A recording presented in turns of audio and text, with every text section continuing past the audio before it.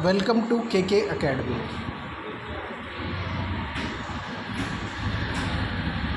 रक्त का रंग लाल क्यों होता है? रक्त में एक प्रकार की कोशिकाएं, लाल रक्त कोशिकाएं आरबीसी होती हैं, जिनमें एक लाल वर्णक होता है जिसे हीमोग्लोबिन कहते हैं।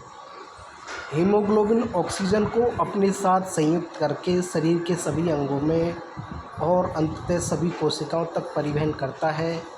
हीमोग्लोबिन की कमी होने पर प्रदान करना कठिन हो जाता है। हीमोग्लोबिन की उपस्थिति के कारण ही रक्त का रंग लाल होता है।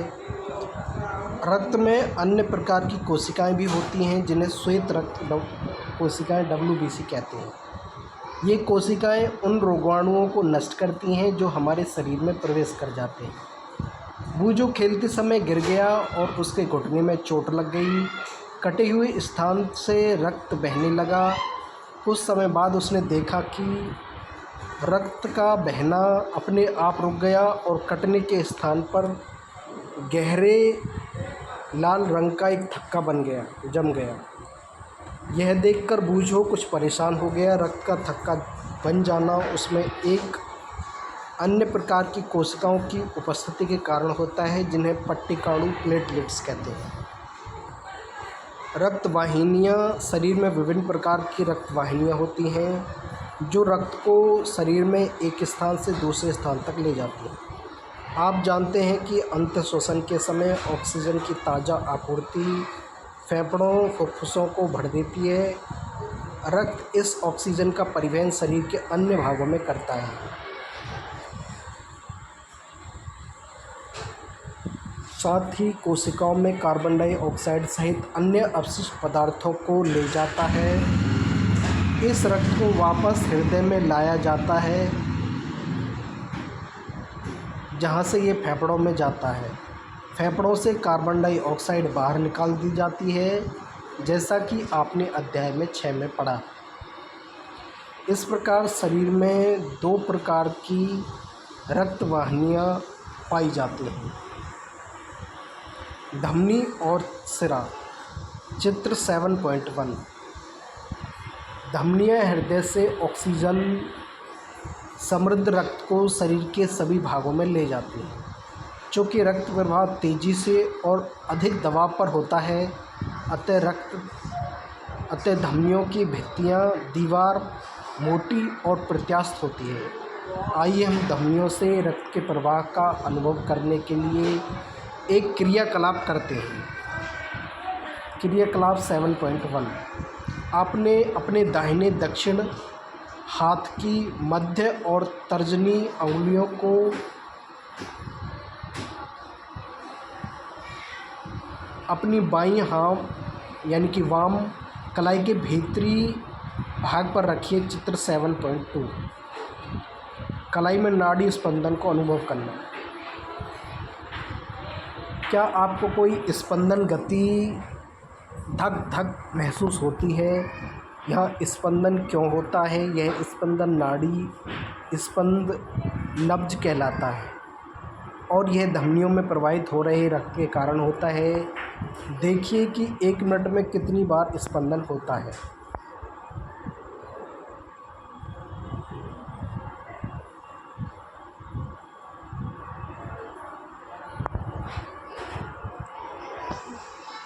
आपने कितने नाड़ी स्पंदन गिने? प्रति मिनट स्पंदनों की संख्या स्पंदन दर कहलाती है। विश्राम की अवस्था में किसी स्वस्थ वयस्क व्यक्ति की स्पंदन सामान्यतः 72 से 80 स्पंदन प्रति मिनट होती है। अपने शरीर में अन्य ऐसे भागों का पता लगाइए जहां आप नाड़ी स्पंदन को अनुभव कर सकते हैं। अपनी और अपने सहपाठियों की प्रति मिनट नाड़ी स्पंदन दर ज्ञात कीजिए। अपने द्वारा प्राप्त आंकड़ों की तुलना कीजिए। उन्हें सारणी 7.1 में लिखिए। नाड़ी स्पंदन सारणी 7.1। नाम नाड़ी का स्पंदन प्रति मिनट।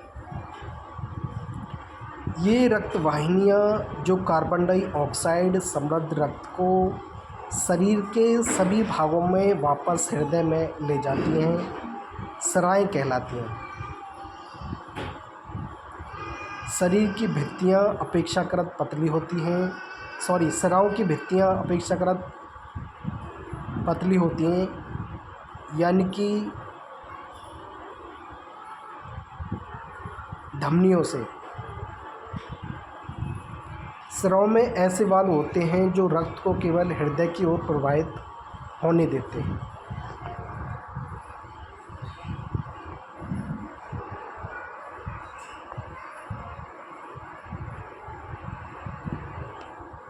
ये हैं फेफड़े।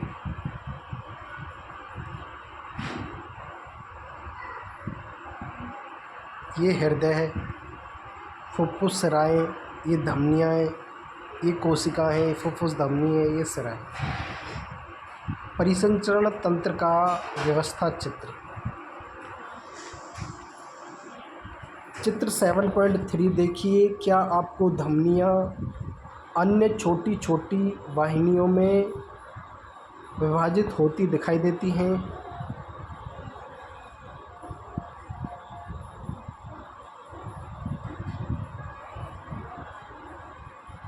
ऊतकों में पहुंचकर वे अन्य अत्यधिक पतली नलिकाओं में विभाजित हो जाती हैं, जिन्हें कोशिकाएं कहते हैं। कोशिकाएं पुनः मिलकर सिराओं को बनाती हैं, जो रक्त को हृदय में ले जाती हैं।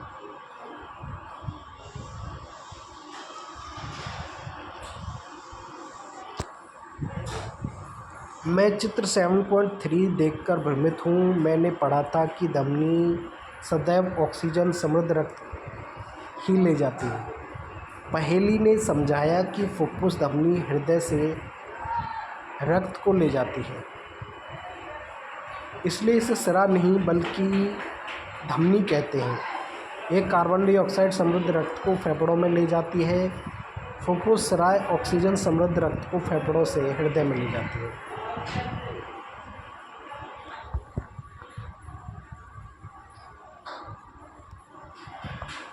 रक्तदान।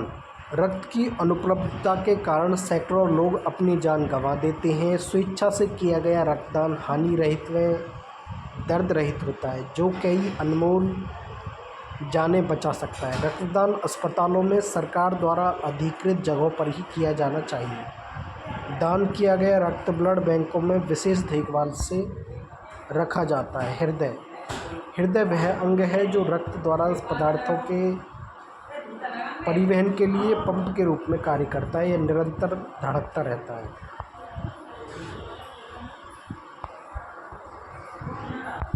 एक ऐसे पंप की कल्पना कीजिए जो वर्षों तक बिना रुके कार्य करता है। यह बिल्कुल असंभव प्रतीत होता है।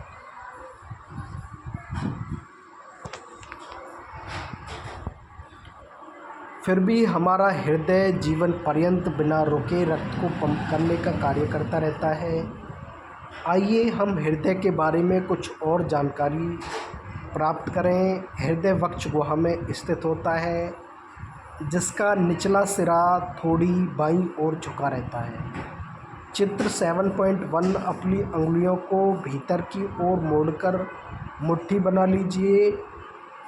आपके हृदय का आमाप साइज लगभग आपकी मुट्ठी के बराबर होता है।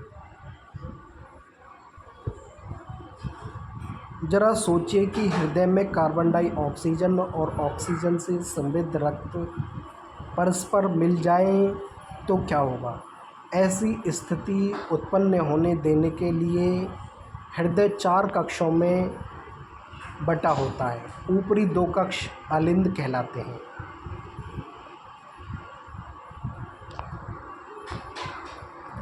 ये दायां अलिंद है, ये वाला, और ये बायां अलिंद है, ये वाला। और निचले 2 कक्ष निलय कहलाते हैं। ये बायां निलय है और ये वाला जो है ये दायां निलय।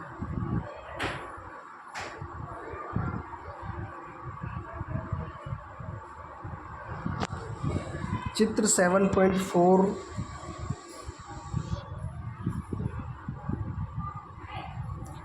कक्षों के बीच का विभाजन दीवार ऑक्सीजन समृद्ध रक्त और कार्बन डाइऑक्साइड से समृद्ध रक्त को परस्पर मिलने नहीं देती है। परिसंचरण तंत्र की कार्यविधि को समझाने के लिए चित्र 7.3 में हृदय के बाईं ओर से आरंभ करते हुए तीरों द्वारा इंगित दिशा का अनुसरण कीजिए।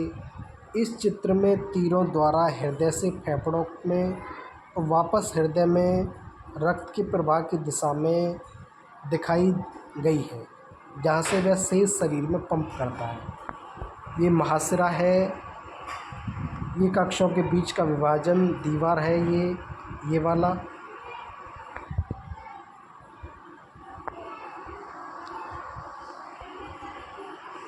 ये बायां निलय है, ये दायां निलय है, ये बायां अलिंद है, फुफ्फुस सिरा है, फुफ्फुस धमनी है, महाधमनी है।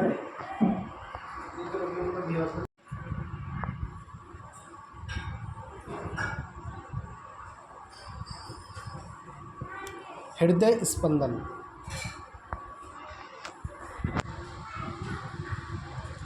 हृदय के कक्ष की भित्तियाँ पेशियों की बनी होती है। ये पेशियाँ लयबद्ध रूप से संकुचन और विश्रांति करती हैं। यह लयबद्ध संकुचन और उसके बाद होने वाली लयबद्ध विश्रांति दोनों मिलकर हृदय स्पंदन हार्ट बीट कहलाता है। याद रखिए, हृदय का स्पंदन जीवन के हर क्षण होता रहता है। यदि आप अपने पक्ष की बाईं तरफ हाथ रखें तो अपने हृदय स्पंदों धड़कन को महसूस कर सकते हैं। चिकित्सक आपके हृदय स्पंदन को मापने के लिए स्टेथोस्कोप नामक यंत्र का उपयोग करते हैं। ये स्टेथोस्कोप।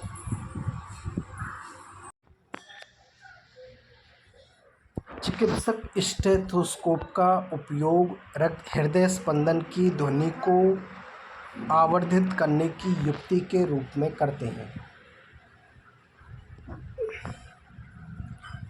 स्टेथोस्कोप के एक सिरे पर एक चेस्ट पीस लगा होता है जिसमें एक संवेदनशील डायफ्राम होता है।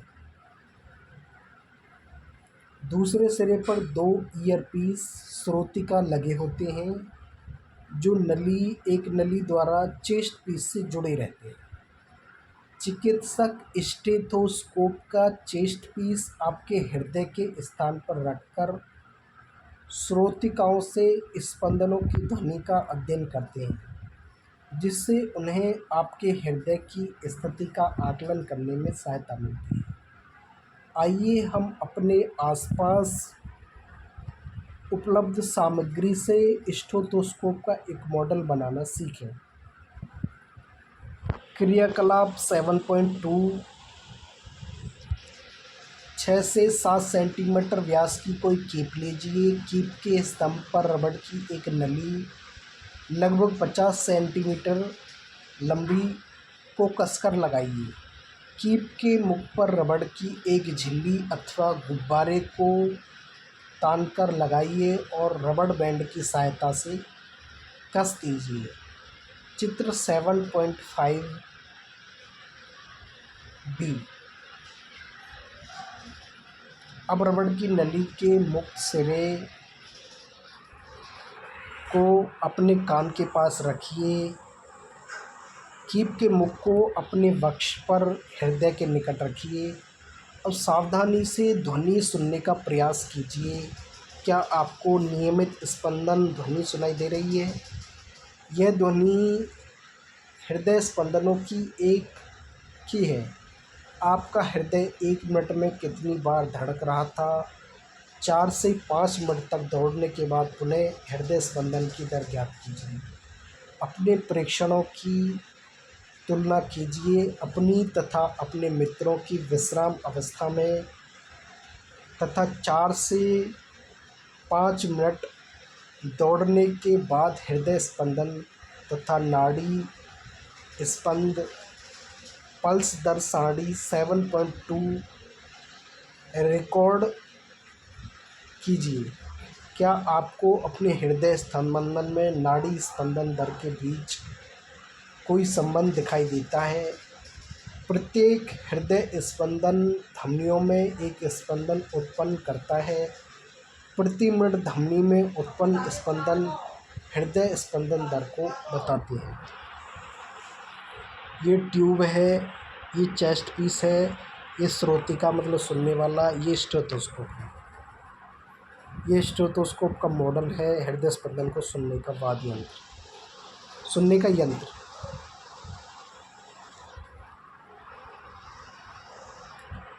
सारणी 7.2 हृदय स्पंदन और स्पंदन दर। छात्र का नाम, विश्राम के समय हृदय स्पंदन, स्पंदन दर, दौड़ते सुनने के बाद हृदय स्पंदन, हृदय स्पंदन दर। हृदय के विभिन्न कक्षों की लयबद्ध गति रक्त के परिसंचरण और पदार्थों के परिवहन को बनाए रखती है। रक्त परिसंचरण की खोज विलियम हार्वे ने 1578 से 1657 नामक एक चिकित्सक ने की थी, जो अंग्रेज थे। उन दिनों यह मान्यता थी कि रक्त शरीर की वाहिनियों में दोलन करता रहता है। इस मत के लिए हार्वे का उपहास किया गया और उन्हें परिसंचारी सर्कुलेटर कहा जाता था। उनके अधिकांश रोगियों ने उनसे उपचार कराना बंद कर दिया। तथापि हार्वे की मृत्यु से पहले परिसंचरण के बारे में उनके विचार को जीव विज्ञानी तथ्य के रूप में मान्यता मिली थी।